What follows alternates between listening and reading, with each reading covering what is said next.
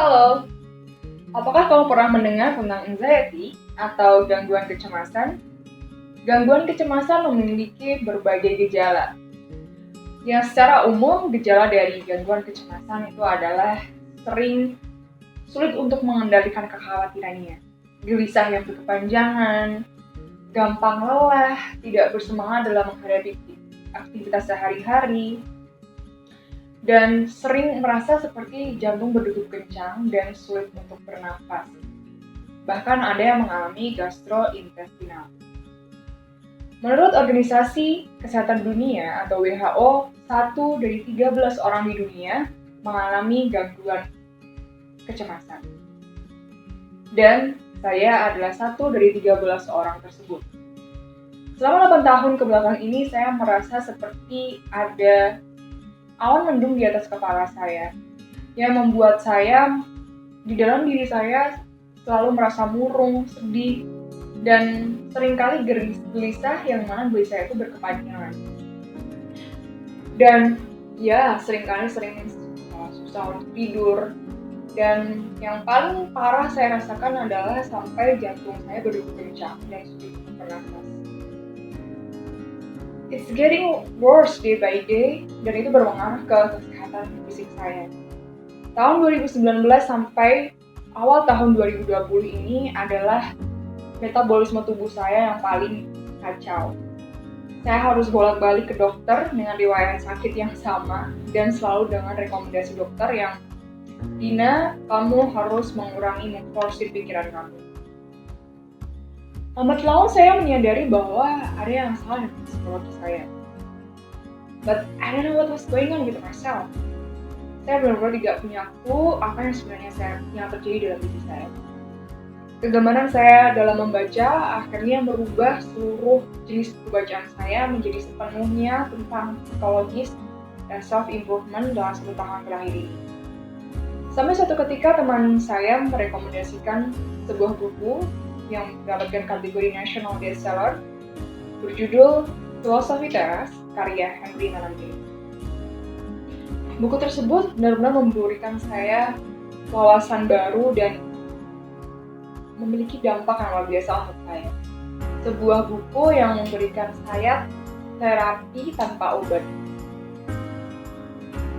Dan dari situ saya menyadari bahwa sumber kecemasan saya selama ini adalah saya berusaha untuk mengendalikan segala urusan saya. Mana saya melupakan hakikat saya sebagai manusia bahwa ada hal-hal di luar kendali saya yang menjadi ranah sang kuasa. Dalam proses saya untuk bisa pulih dari gejala gangguan kecemasan tersebut, saya mempraktekkan yang namanya trikotomi kendali atau sikap stoa ini. Trikotomi kendali ini dikemukakan oleh William Irvin, yang mana pertama adalah saya harus bisa mengetahui dan menyadari dalam kegiatan sehari-hari saya apa hal yang bisa saya kendalikan, yakni opini, persepsi, dan pertimbangan diri. Di mana hal yang bisa saya kendalikan ini adalah menjadi fokus, energi, dan kebahagiaan saya. Yang kedua adalah hal-hal yang tidak bisa saya kendalikan, yakni opini, pendapat orang lain, persepsi orang lain, dan tindakan orang lain. Kendali di sini adalah bukan hanya bagaimana kita memperoleh hal tersebut, tapi juga mempertahankan hal tersebut. Jadi kalau hal yang bisa kita kendalikan itu bukan hanya kita memperoleh, tapi juga bisa kita pertahankan, seperti opini kita, persepsi kita, pertimbangan diri kita. Dan hal yang di luar kendali kita itu kita bisa memperolehnya, tapi kita tidak bisa mempertahankannya. Dimana seperti opini, persepsi orang lain terhadap kita agar mereka bisa bersikap baik terhadap diri kita, itu kita bisa memperolehnya, tapi kita tidak bisa mempertahankan hal tersebut. Maka menumpukan kebahagiaan pada hal di luar kendali kita adalah hal yang tidak layak mendapatkan kebahagiaan. Poin yang ketiga adalah hal yang sebagian ada dalam kendali kita, yang mana ini juga sebagian di luar kendali kita.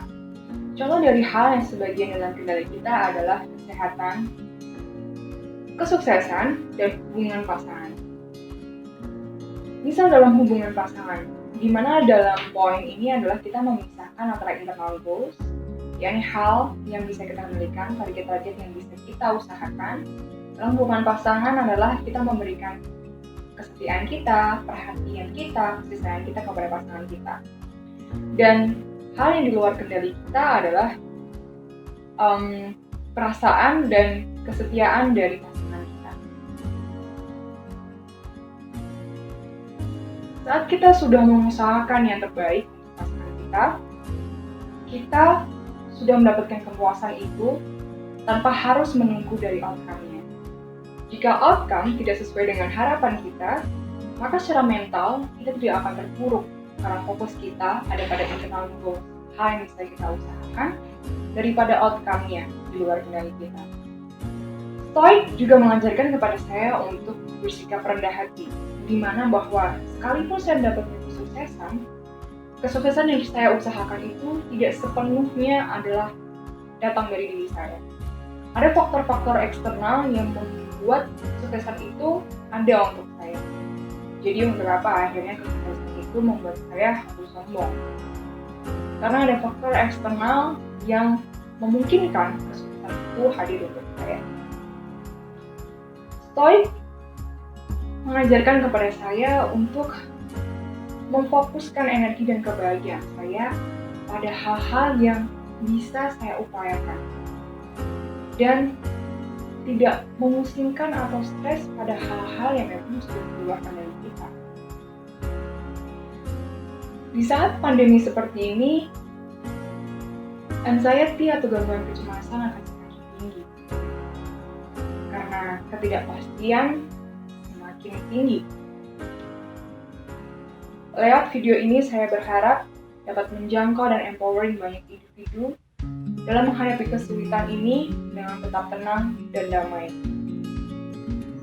Menggantungkan kebahagiaan pada hal yang di luar kendali kita adalah sumber kecemasan. Kebahagiaan sejati senantiasa ada pada hal yang kita kendalikan. Terima kasih.